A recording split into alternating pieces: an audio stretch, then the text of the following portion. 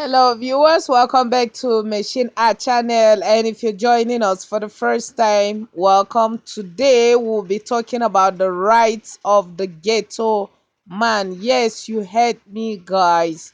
You may be in the city, you may be enjoying the social amenities and the luxury of the city.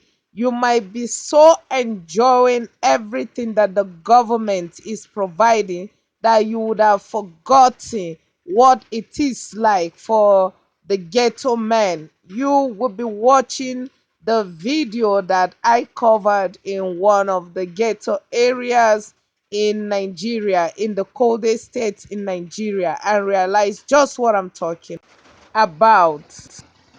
Yeah, all right, guys. So this is one of the reasons why I said the ghetto man has the right to basic social amenities. So if one may ask a question, if this street, this area in Gadabu and Wamata Kabon was at the city center, will this be allowed if the average and the rich were living around this vicinity? Will this be allowed?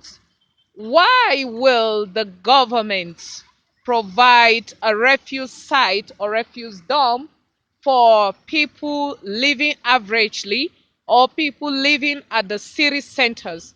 But when you go to ghetto areas, you find out that they deposit their refuse at the stream areas, or they just deposit it the way they want. Once it rains, the rain is going to pack the dirt to the stream area as erosion and come and deposit it on the stream area or even at the stream water, especially where there are ponds such as this. As you can see, this water doesn't really flow freely, especially when the water is not so flowing with a high current. All right, so you see, one, the ghetto areas, not just in Plateau State, not just in Gadabu Carbon area, needs what? Needs drainage system. They also need bridges, even if it's pedestrian bridges where they may cross the stream. Once it rains, you find out that all the stream areas will float such that many people will not be able to cross. And you find many children crossing this stream even though there is no bridge. The bridge that is supposed to cover short distances so that people will be able to access or cross is in absentia. Then you go to other areas that have stream, even in the ghetto areas. You find out that they have bridges constructed by the community or by some missionaries or even churches around. And most of the bridge might not be well constructed, but the people manage it just as it is. You find 2-year-olds doing what? Crossing the stream in order to go to school. There are many rocks here. This place is so rocky. The rocks are good, right? But the thing is, some children fall down on the rocks as they are trying to cross the stream. Sometimes back, a child was lost by reason of crossing this stream. The child was drowned and the child died. It rained and the child was trying to cross, fell down, drowned in the stream, and died. So many people have drowned here. Many of the people also let their animals loose. So when it rains, you see that the animals may even drown. I'm suggesting that if bridges were constructed such that animals and even people will be able to cross to the other side and from the other side to the other side, that they may not be able to drown. Why am I making such comments, or why am I suggesting this? You see, one of the things with life is that if you know a thing or you have little money, you don't just think of relocating, right? Because when you relocate, you're going to leave many people living in such areas, because there are still going to be lives living in such areas. We should remember that humanity is key. So we call upon the politicians, from the lower to the higher cadre, from the councillors to the chairman, to the House of Rep, to House of Assembly, House of Senate, and so on and so forth, to ensure that the monies allocated for projects are carried out. If you just stand by this train side and you look across, you will see the difference. There is a clear demarcation, there is a clear difference between the housing pattern. In the ghetto areas and the housing pattern in the city center.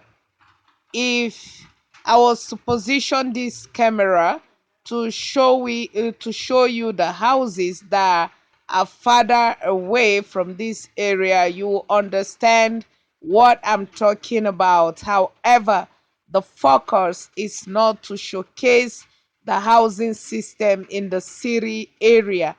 My aim is to showcase what is happening in areas that are just within the city center. They are not even found at the periphery, just that they are not around the market or administrative areas, but they are just within the heart of the city.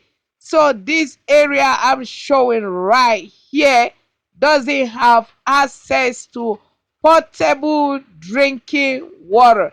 This stream you see is the very stream that people get water to do their laundry, to wash their dishes, clean objects, and their houses. They also use this water at other parts of the stream to irrigate their crops, guys. Government can do better. Monies for projects are being allocated, all right? Government should make sure that the people have access to free potable drinking water. There are some water projects that others have done by drilling or sinking borehole, and they sell the water to the people.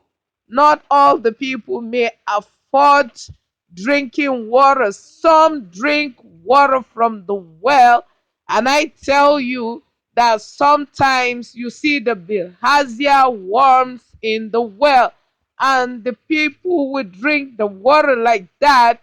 That is why many a times you see children living area like this suffering from bilharziasis or schistosomiasis. You see mosquitoes, you see a whole lot of mosquitoes, and not all fleet the houses. So you may suffer from mosquito bites and come down with malaria. And you see children playing in the stream with all the dirt. If there was a refuse site where the people can deposit these dirt, even if children were to go play around and happen to play with the water, the danger that would be posed on them would not be much. This really, really, really, really endangering the lives of the people, especially the children. So I am one activist fighting for the right of the ghetto man and the children. Please, you get this money for the projects. The ghetto man also has representatives at the government level as executives. All right. So do the right thing. The people have been trying on their own. Sometimes you see them constructing drainages. on their own as a community project. Sometimes you see them constructing roads on their own, motorable roads on their own as a community project. Sometimes these roads are covered with gravels after making sure that they level everything, they cover it with gravels as the cars that are supposed to come into the area do what? Run on the roads. And most of the housing pattern and the growth here doesn't follow the master plan.